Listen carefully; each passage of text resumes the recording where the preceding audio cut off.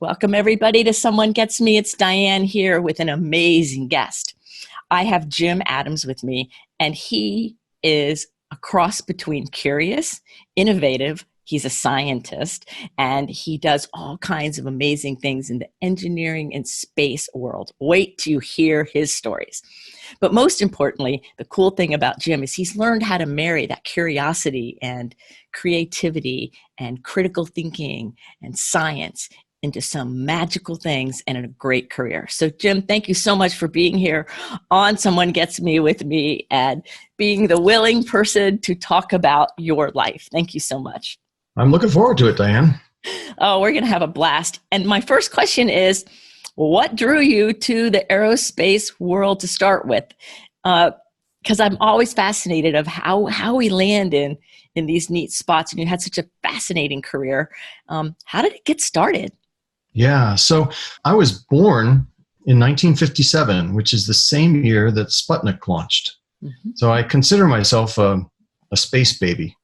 Mm-hmm. And I grew up in the 60s and early 70s, and then I went off to college and I had a degree in physics. I was working on a degree in physics, and I was playing with these things called microchips. And at the time, they weren't very functional. They had maybe 3 or 4 gates on them, and you could do like add 2 ones together to get 2 and that sort of thing. But you really couldn't do too much with them. We controlled a few experiments, and it kind of got me interested. And as I got towards the end of my college degree, I started thinking, well, what am I going to do? I got to figure out the rest of my life here, and there was this company down the road from where I went to college that was making cash registers. And I thought to myself, that's what I want to do. I want to take these microchips and put them in cash registers, because back then they were those clunky things with the buttons and the numbers would pop up and the drawers would slide out and all that sort of thing. And I thought, wow, this is a vision. This is something that someday cash registers are going to be all electronic, and I want to get in on the ground floor of that. So I went down the road and I applied for a job to work for this cash register company. And, they had the same vision. They knew that they saw it coming too. And, that it was a correct vision, wasn't it? I mean, today you don't even use a cash register. You just tap your credit card on top of a terminal and you're done, right? So the technology really has advanced quite a bit. The one mistake I made was I didn't realize that this company, while they had the same vision, they were hiring electronic engineers, not physicists. Ooh. So I ended up having to go with my second choice. And my second choice was I had sent an application to the General Electric company who was building spacecraft, mostly because they were around the neighborhood from where I grew up. Mm-hmm. And they had put an ad out for a physicist. So I sent my application in, got an interview, got a job offer, and that was pretty much how I got into aerospace. I got into aerospace building spacecraft for the General Electric company. And then, we can talk about it later, but then along the way, I got these invitations to expand my career and to go do different, really cool things. So, but that's how I got started, as a vision that didn't really pan out. Wow, that's amazing. Like, you think it's going to go one way, but it really goes over here. And it led you to some place that was probably more amazing and beautiful than cash registers in the long run. Well, yeah, I'm sure the guys that designed those cash registers had fantastic careers, and but I did learn a valuable lesson, which is, you need to be able to pivot, because things aren't always going to go your way, right? So you need to be able to adjust and not take it personally and move on, Oh, absolutely. So I don't know, this is maybe a little premature, but I have to ask it. During your career and all of your life, have you ever had a hard time with overthinking or like thinking more than you would like to, being like stuck in your head, analysis process, or have you kind of always been able to flow with your thinking? How's that Yeah. been working over your So, lifetime? so that's a really, really good question. And, you know, believe it or not, that's the first time in all the interviews I've done that anybody's ever asked me that question. So it's very insightful. And I'll tell you what my response to that is that when I was at NASA and I was preparing for some management classes, I had to take this personality type inventory. It's called the Myers-Briggs personality type inventory. It's used extensively. It's been around since since World War I or something. I don't know, but and I took the exam, and then the best way to take that is with a facilitator. You can do it online and you could read the stuff, but it's really, really beneficial if you have somebody there to help you interpret the results. And the fella from training at NASA said, you're going to have a hard time here. And that's because I was an ENFP, which meant that mostly I went with my gut to make decisions rather than trying to pull in data and do more analysis and think things through. But I worked with a myriad of amazing people, world-class scientists and engineers that did. And the melding of a team where you can find creatives and thinkers and put them together, you end up landing on Mars or exploring Titan. And it was an amazing amalgamation of personality types that I think led to this period of time that we'll talk about, I guess, more in planetary science, which was really kind of the sweet spot in my career. I'd love to chat more about that. Oh, that's amazing. I'm an INFP. And in college, I studied more science than anything else. I'm a science geek. I love neuroscience and physics and all of that. And so I'm like, and I'm really creative and I can be that other part too. And so when you're saying that, I'm like, of course, I understand. Yeah. But I think it's using our gut, though, sometimes that allows us to have an edge, so to speak. Because when we're paying attention to our gut and we're well educated and we know how to think in whatever the discipline is, I think that that's a really nice combination.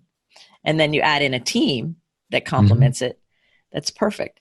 So did the guy who told you that you weren't going to make it very good at NASA learn to realize that wasn't true? Well, he didn't actually tell me I wasn't going to make it. He said I was going to have a hard time and then I needed to be prepared. Right. And he and I have stayed friends over the years, and our careers kind of paralleled each other as we moved up, and we would come back together and work on short projects together and that sort of thing. It was a great working relationship. I love it. I love it.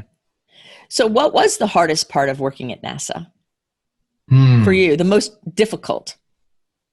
Yeah, I would like to say that the hardest part was the math, making sure that the spacecraft actually got to Mars, because NASA did have a spacecraft that missed Mars because guys didn't convert kilometers to miles or something like that. It was before I was there. I would like to say that because it is complex and it is an amazing feat of engineering when you can get to Mars or really any other destination in our solar system.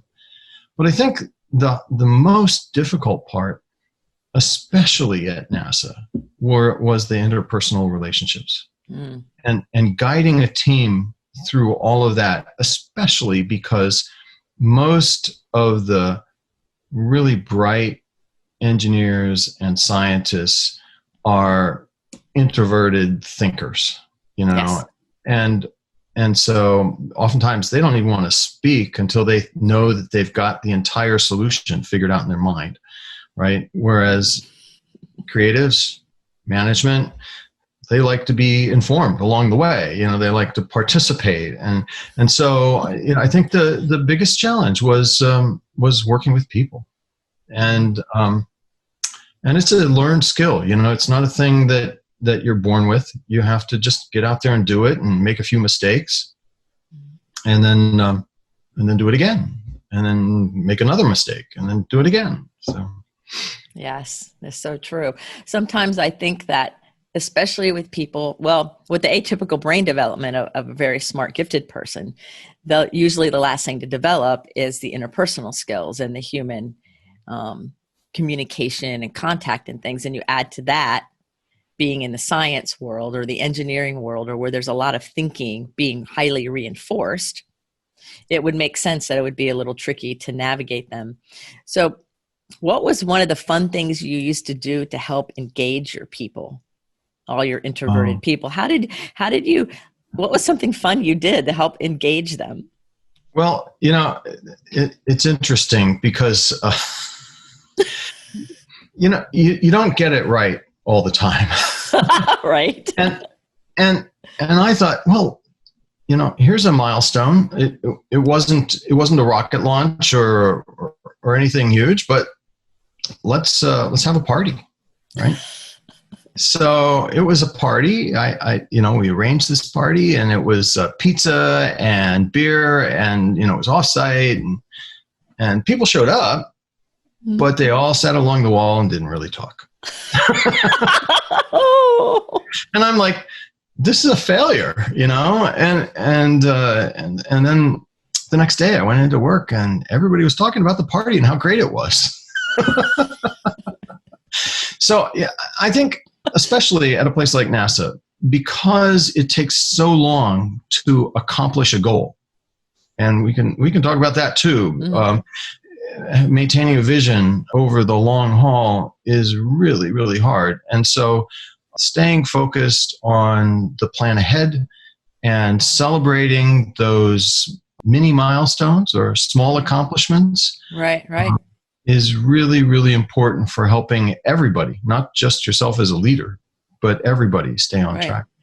Right, because when you got those long range visions, if you're not celebrating the milestones, it's really easy to get lost.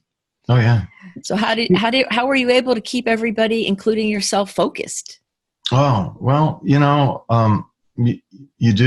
say, okay, the next big thing is we're going to build the flight computer, and everybody looks forward to building the flight computer. Mm-hmm. And, the thermal guy comes around and he says, how can I help? And you say, well, we need to know about how to cool it. And that's right. So, right.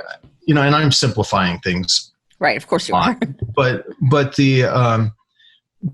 I think keeping people informed, especially people at NASA who are very data driven, I think keeping them informed about the progress along the way is one of the most important ways of keeping everybody on track and focused. There is a tendency for creatives, especially people like me even, to get distracted and go, oh, squirrel. I was just going to ask that. I was going to say, what about the squirrel? and it's true. And so one of the tools that NASA has developed is early on in your project, in the flight project, you write all the requirements down.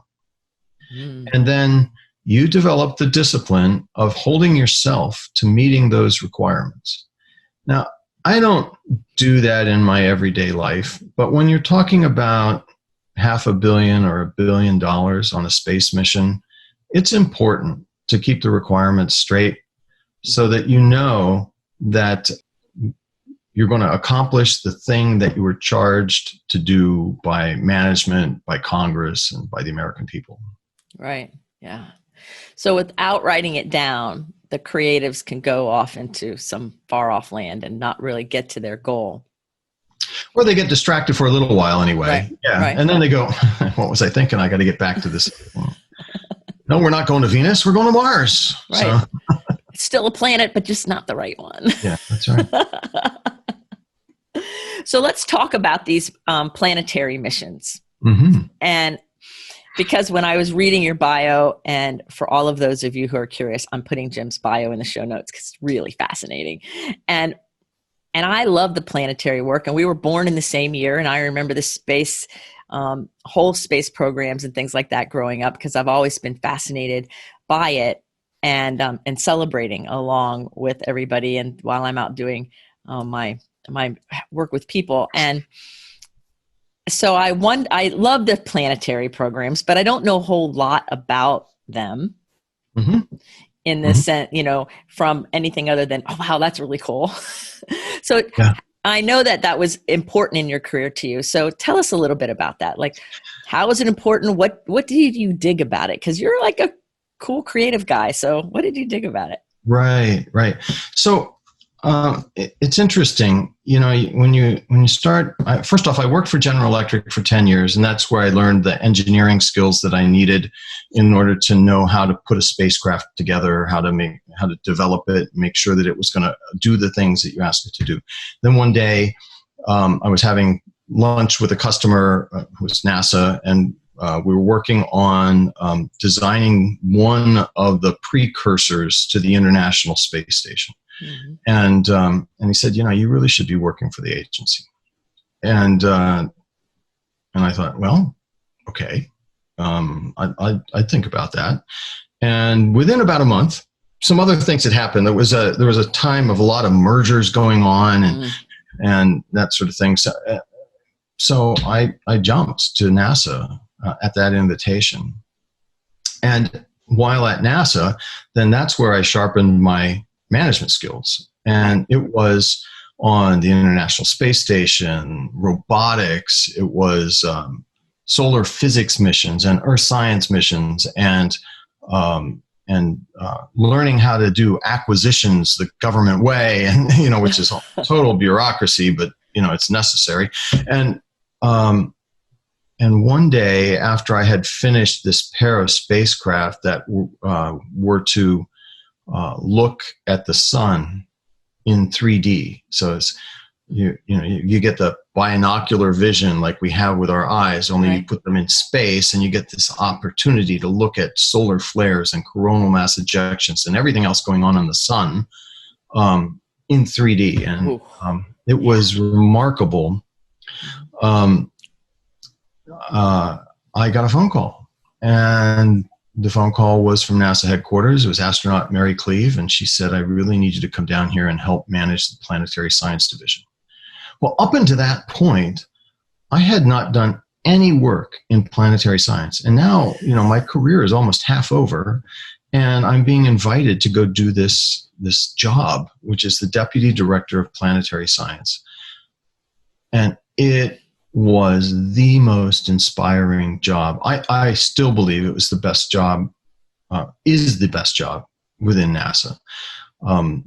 The missions all report to you. So there's like programs and projects and field centers, and I managed a budget of about $1.3 billion a year. And it was a remarkable thing. But what inspired me about the job was the progress that we were making on a monthly basis, understanding our place in the solar system. Yeah. We had all of these missions out collecting data, Messenger at Mercury, Cassini at Saturn, and we were getting ready to send a mission to Jupiter and Mars and the Moon, and all of them were bringing back this data that helped. That we were rewriting textbooks in that same time frame, and it just was a remarkable time. And it was not uncommon, because of the level we were at within NASA, right, that some of our weekly findings would end up on the desk of the President of the United States, and it was just really heady stuff for a guy who had wanted to design cash registers. Right. And now I have totally forgotten what your question was, but you just got me so revved up about. Well, that's what I was asking you about, the planetary part of it, and like what because it sounds fascinating, and you just made it even more fascinating. Yeah. And, let's talk about vision for a minute or two. Sure. NASA has a couple of processes for establishing what they want to achieve in each of their science areas.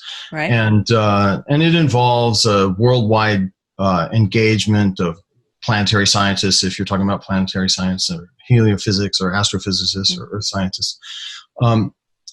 And then there's sort of a culling down, and you decide what it is that you want to do. So there are these teams around the world that have been working to answer some fundamental science questions, let's say about Pluto, right? And they've been working on it, and at some point they win the lottery, and NASA chooses them through a process that is as much political as it is scientific. And so they get chosen.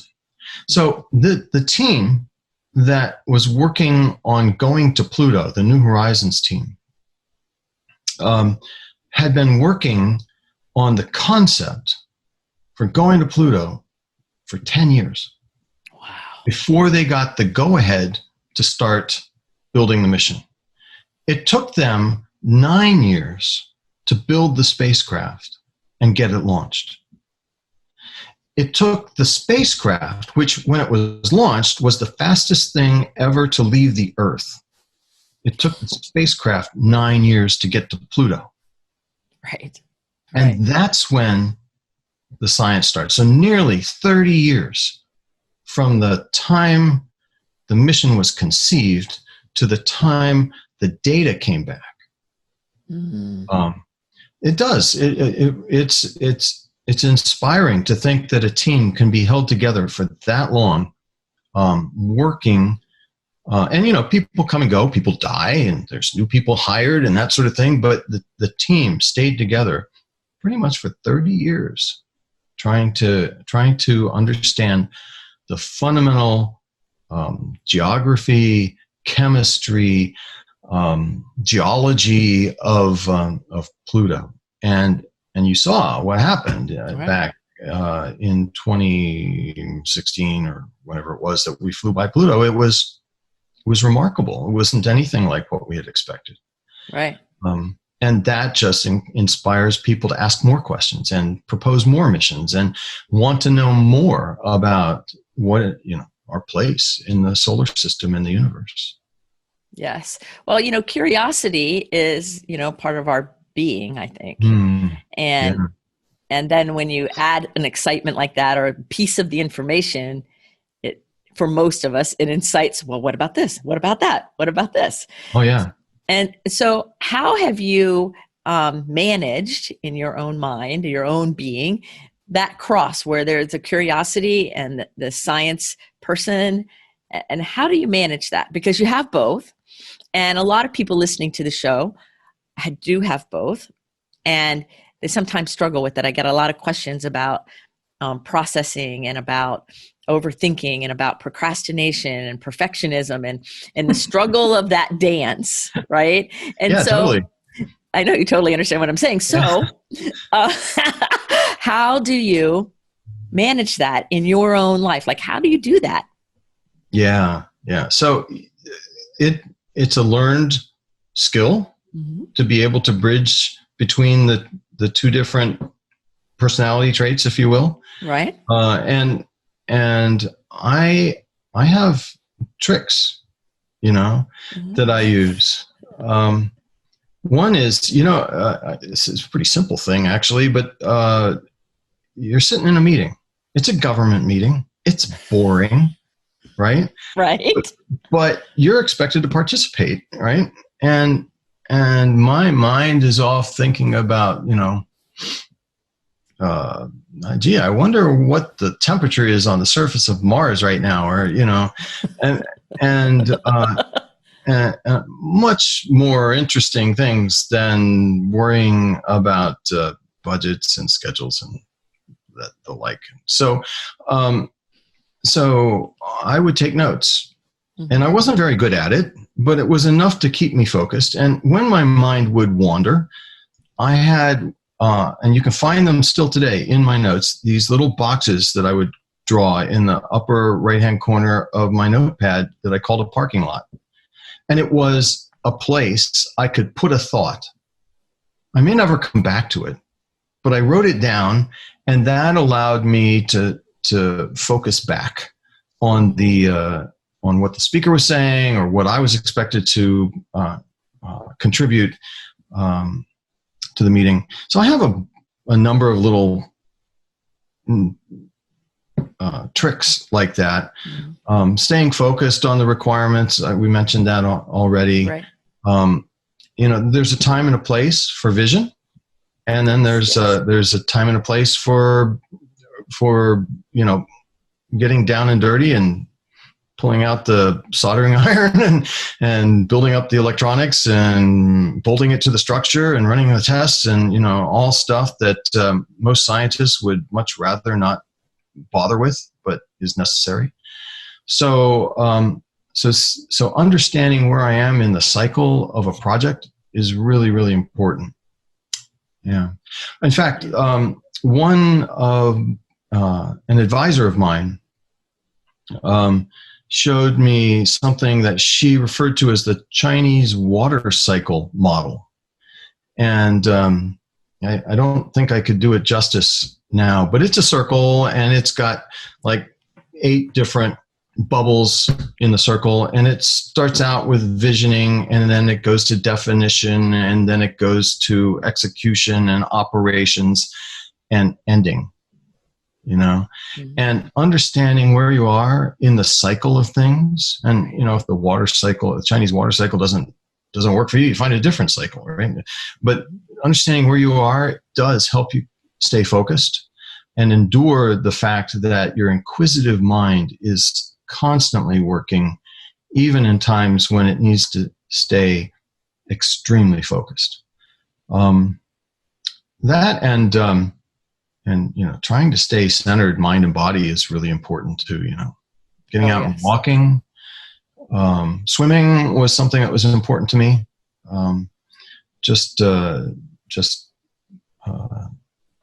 few tricks like that to be a well-rounded individual and somebody who could be listening, paying attention to the rest of his team members. Right, because sometimes if we're not well-grounded, right, and we're not having some kind of flow in our own lives, it's really tricky to manage, lead, or even be successful in our own vision. We'll get stuck in places, and some people may not even know they're stuck for a while. So how do you help people get unstuck when you are working with them? Well, you're not allowed to slap them anymore. Okay, well, we can't slap them upside the head.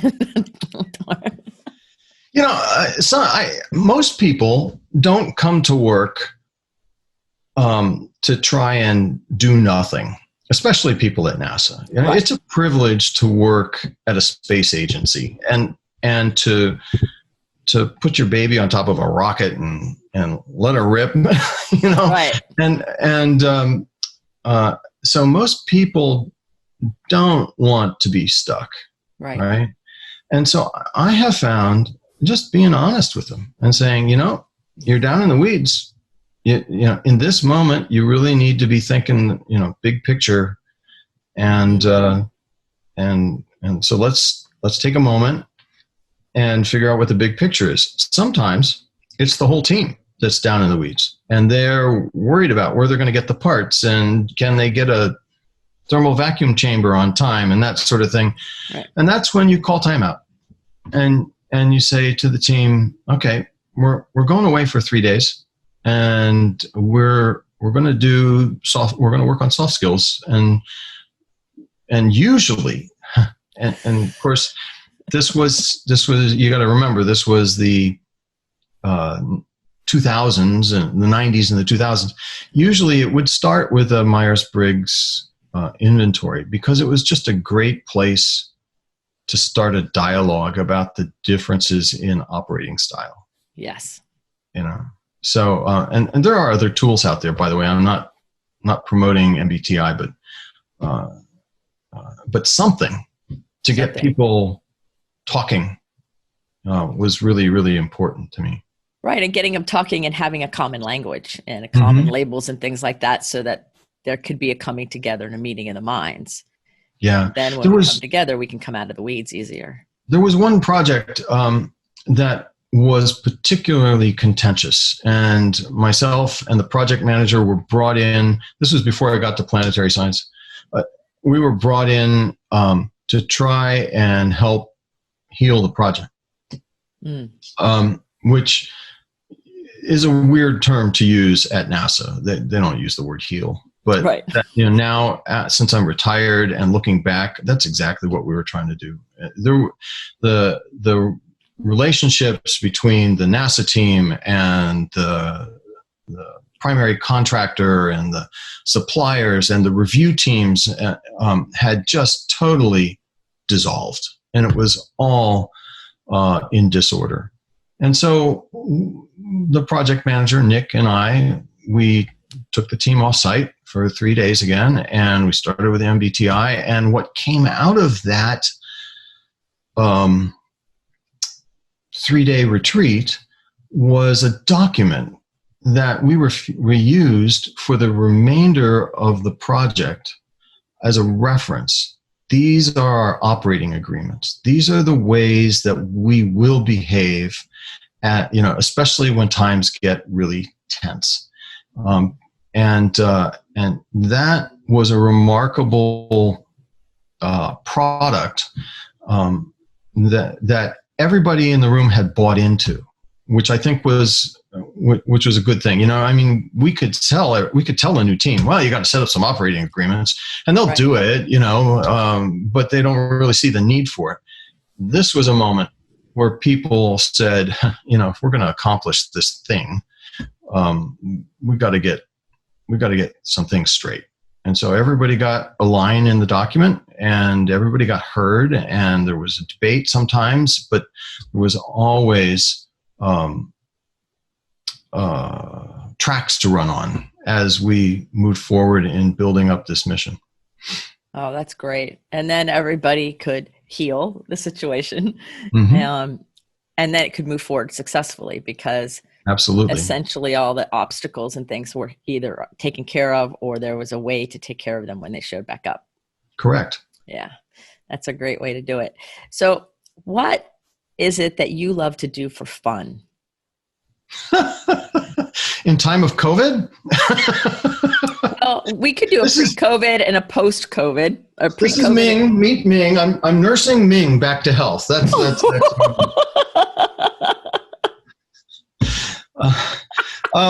I don't know. What do I do for fun? My wife and I have been married for almost 40 years. Nice. And we garden. In fact, I spent, it was a gorgeous day today, and hardly ever get a day like this in November in the DC area. And so I spent most of the day outside working on flower beds and that sort of thing. I am engaged in a lot of outreach activities. I give lectures.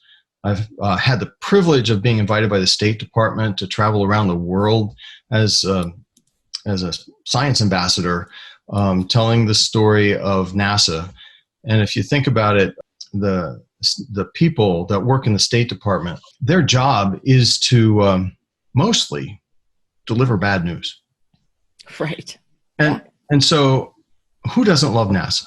And so when NASA shows up in a country that's, and the team in the embassies having a bad week or something like that, it's just like light bulbs go on, and everybody's happy that NASA's there, and tell us about space exploration, and can you go tell these school kids about it? And it's just a remarkable experience. I've had the chance to go to some amazing places that I would never have because of that. And so I find that to be fun, believe it or not. And sure. I've managed even during social distancing to be able to do that over Zoom and in Facebook groups and that sort of thing.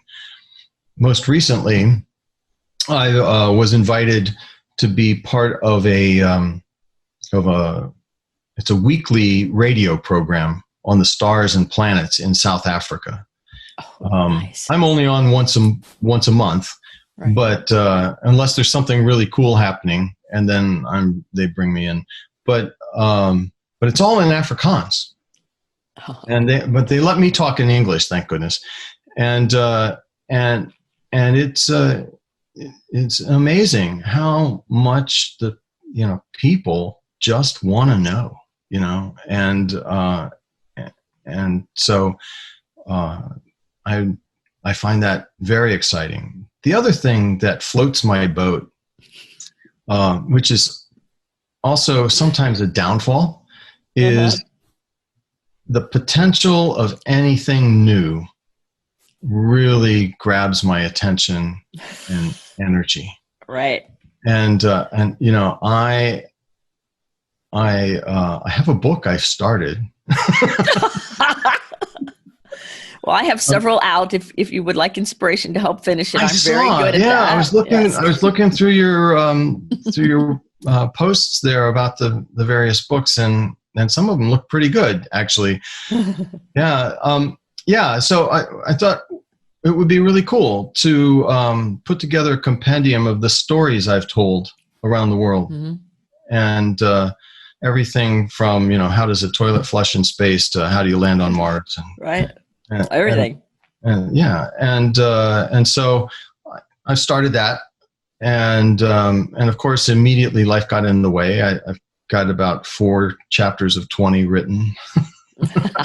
But so I'm in the operations phase. I need to I need to just buckle down and just do it. But yeah, so those are a few things. I garden, I do public speaking, and I'm working on a book.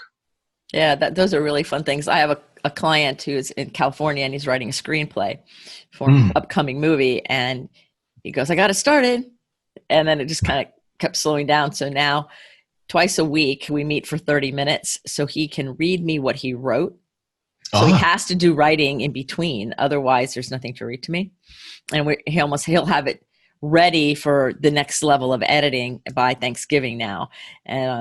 And so I said, that's the best way to do it. You have accountability. You have somebody who's going to be waiting eagerly to hear it or be part of it. And then get it done. That's how I get mine done. I have something on the other side helping me stay focused.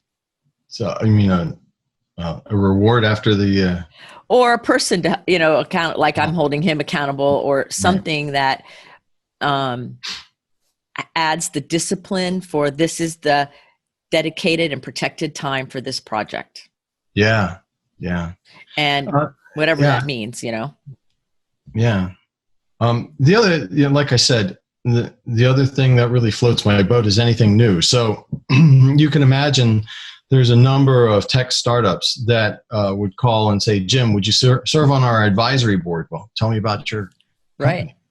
We're making these high altitude airships, or we're designing software for nurses, or we're VR. I mean, and it just, it all just like makes my brain catch on fire. I just love that sort of thing. And, and so I'm learning that I have to be able to throttle back my involvement and just be an advisor rather than a participant. But yeah, so I have a number of those, and I had a couple of really cool contracts.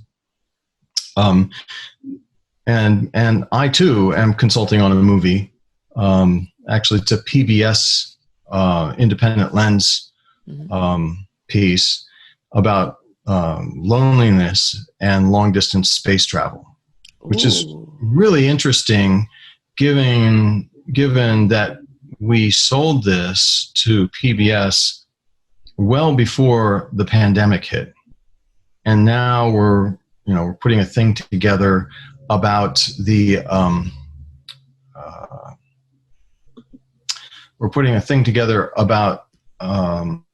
loneliness, and isolation, and so it's just very timely, and I'm really proud to be part of the team of that.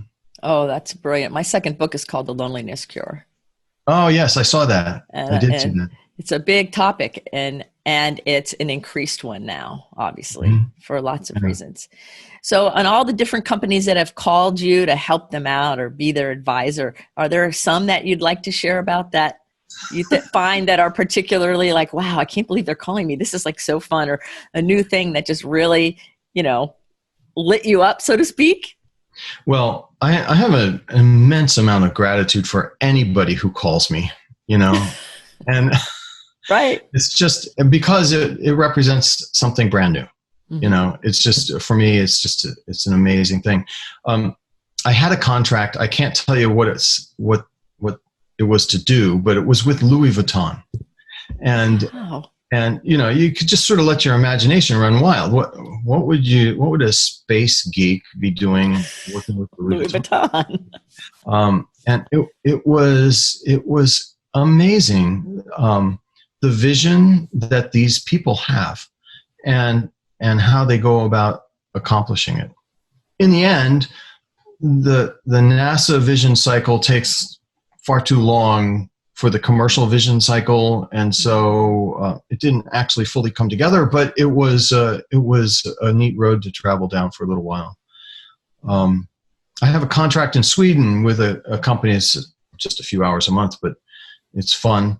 That runs a music archive for YouTube creators, and so that's kind of fun. They want to start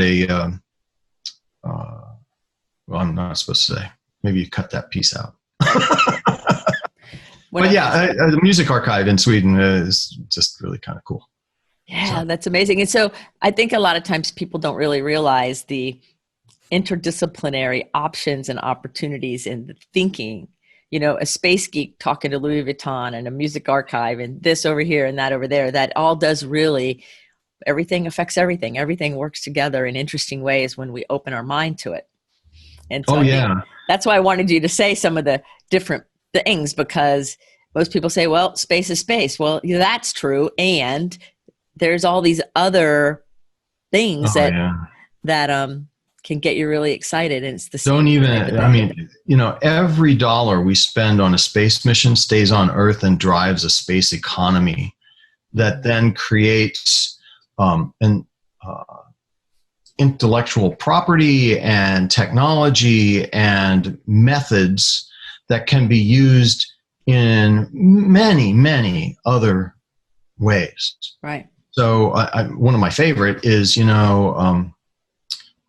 whale sharks are these enormous beasts. Some of them get to be 10, 15 meters long, and they're spotted. They're dark skinned, and they have these white dots all over them.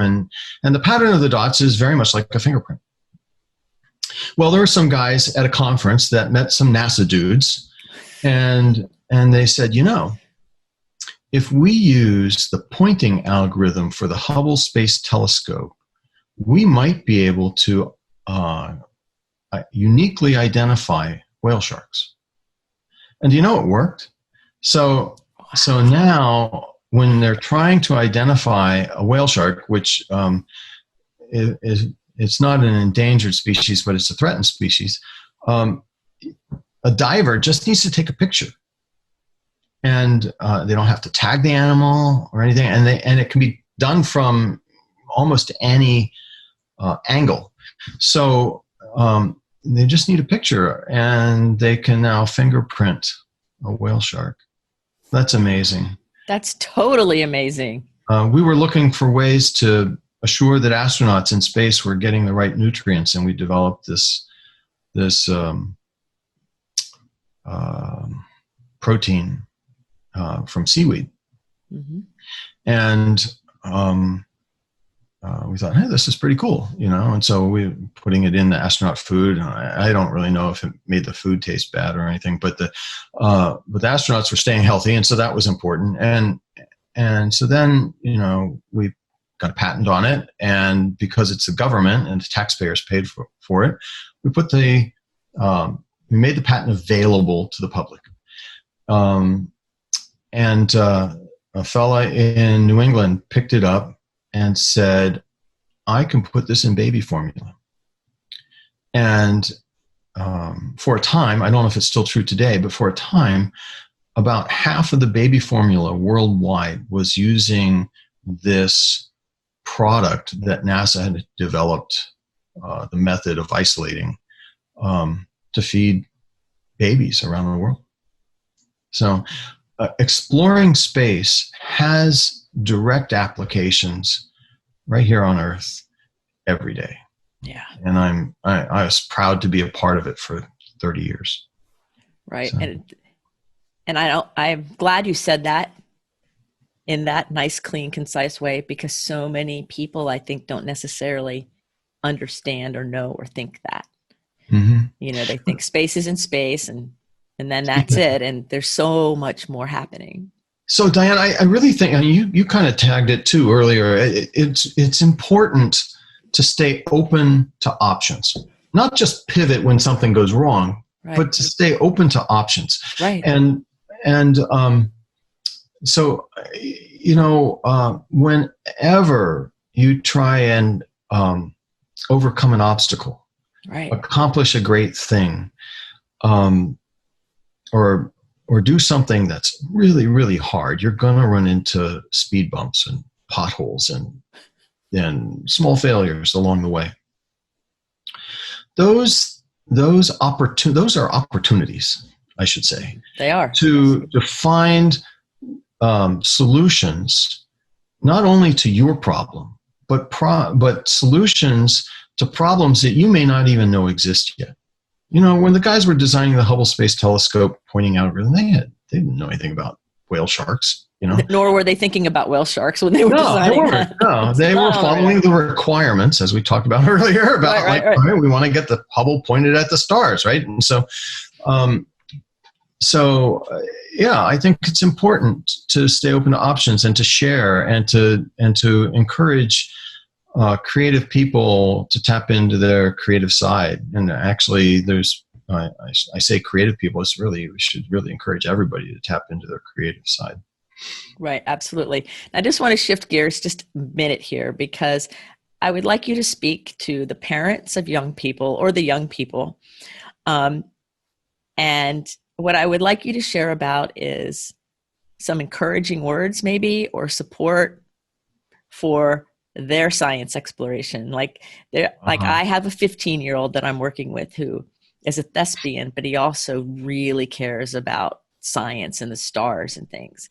And so I'm doing a lot of work with the parents to say it's a yes and support all of it, and then see where it goes. And there's a lot of people who aren't really, I think they sometimes need that permission in an odd kind of way from somebody outside of them to go for it. And so what would you say to that young person listening to us right now, or the parent of a young person who might be listening and going, oh, that's my kid? Yeah. What would you say to them? Nurture it. Nurture it. Yeah. I would say, if they express an interest in building model airplanes, then get them a model airplane kit. If they're interested in flying kites, then go fly a kite. I think it's important to find ways to nurture an interest, and not become so narrowly focused that, when you're in elementary school, you're defining the rest of your life by saying, well, I'm going to be this. I'm going to be clerk at the local grocery store. Right. Probably not, Einstein was a clerk in a patent agency, a patent office, and so I think it's important to recognize the things that interest the next generation and encourage them. The other thing that I often tell people, and they kind of don't really want to hear it, is the arts. I think the arts are incredibly important for science and technology. And the logic kind of goes like this, the arts inspire an entire generation.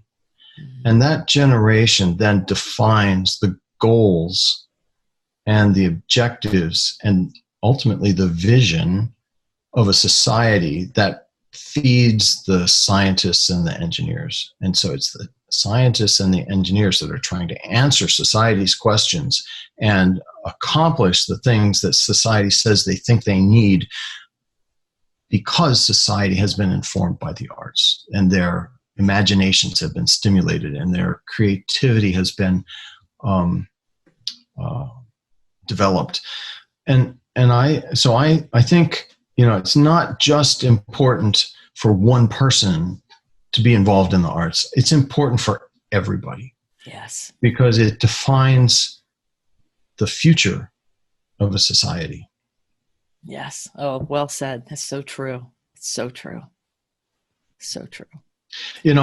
Kids, by the way, so I'll get to a much more practical answer to your question. Uh-huh. Kids will walk up to me and say, I'm in junior high school and I want to work for NASA someday. And I don't know if I'm smart enough. I get that a lot. And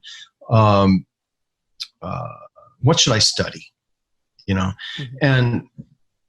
And I always say, the first thing I say is, because I like teasing them, algebra. Take as much algebra as you possibly can, because you're going to need it,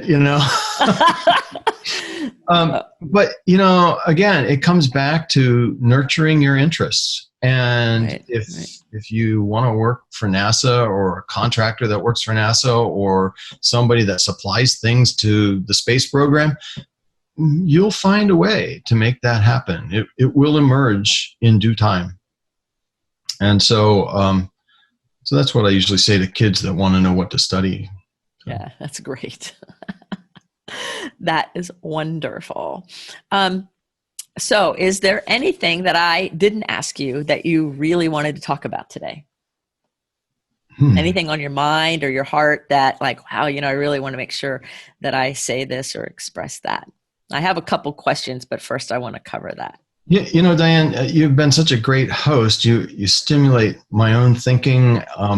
There's not really anything that absolutely comes to mind. I would say, as I neared the end of my career, I went to planetary science. Mm-hmm. And then I got another phone call, right? So I was invited to go work for NASA.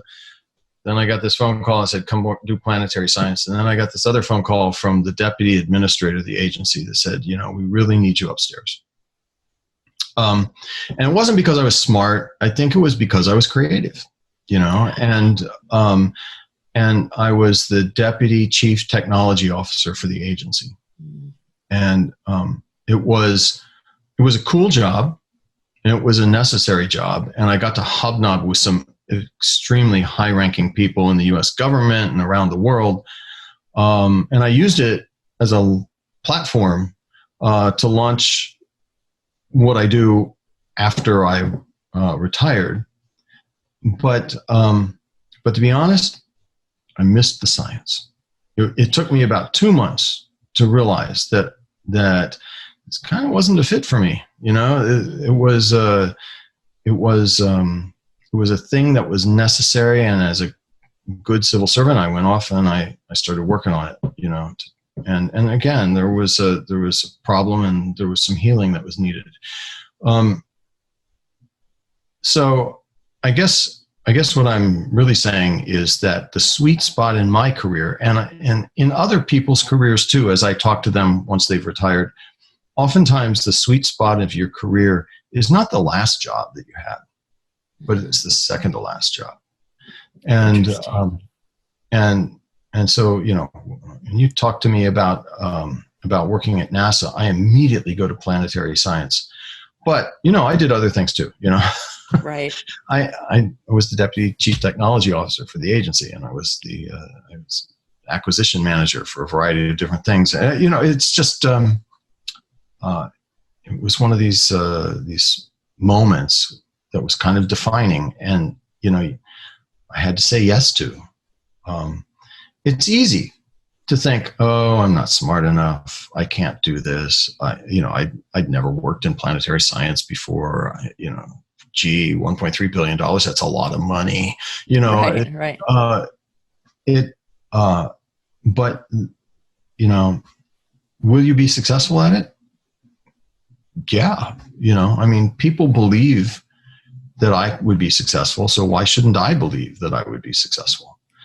And, Yeah. and so, so now I'm waxing, but the point is I had an amazing career basically by staying open to options and paying attention to what was going on around me. Yes, I'm glad you said it about paying attention, because just the other day I do a Facebook Live every morning, and one of the things I said was play heads up ball. We have to pay attention to what's happening around us, because in that are all of our opportunities and things. And so I'm glad you said that, because it's true. We have to be open and pay attention, like, because you never know. You never know. Yeah, yeah. You know, and you are smart enough. I always tell people, if you're asking a question like that, the answer is yes. Yeah. Because if people who aren't smart enough aren't asking the question, it's not of concern to them. But we also have this society that starts to self-judge way too early in a person's lifetime. Oh yeah. And you know, I don't know where that comes from, but it's possible. I mean, I'm not the brightest guy in the world, and I'm well spoken, but I'm not amazingly bright. And I was able to rise to be the highest ranking technologist in the agency, you know? So it's just, you know, staying open to opportunities, being willing to pivot, to create your own vision and moving forward, and maybe not hanging on so tightly to the absolute goal that you set for yourself, but being willing to be open to changes. Yes, that's brilliant. So I have two more questions. One is, what is the most memorable food you've ever eaten in all your travels and everything? What's got the most memorable? Most memorable food I've ever eaten has to be malva pudding in South Africa. And it's a bread pudding served with a kind of a vanilla sauce. It's dessert, you know, basically. But it's a bread pudding in South Africa. I just love it. I would gain 30 pounds every time.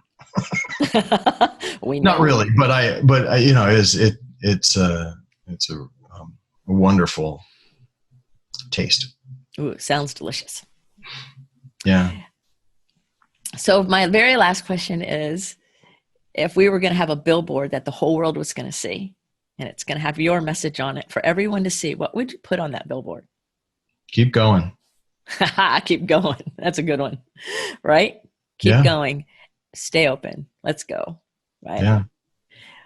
Well, I want to thank you for being on the show. What a fun conversation. I could talk to you forever and ever. I have so many questions, because I think that the combination of creativity and science and innovation is so important to be honored and appreciated, instead of things being just so one-sided. And I really appreciate you taking the time out of your life to entertain my questions and be part of my show. And I know that everyone's going to be very excited to hear your words and your wisdom. So thank you so much. And thank you for having me. It was a privilege to be here. Thank you. Well, everybody, if you've really loved everything that Jim's saying half as much as me, check out his bio and his information in the show notes and let him know you heard him here at Someone Gets Me. And remember, all of you, keep your face to the sun so the shadow falls behind you, because you're a rock star and you're here on purpose with a purpose. So let's all go out there and live our best life with an open mind and an open heart. Till the next episode of Someone Gets Me, be well.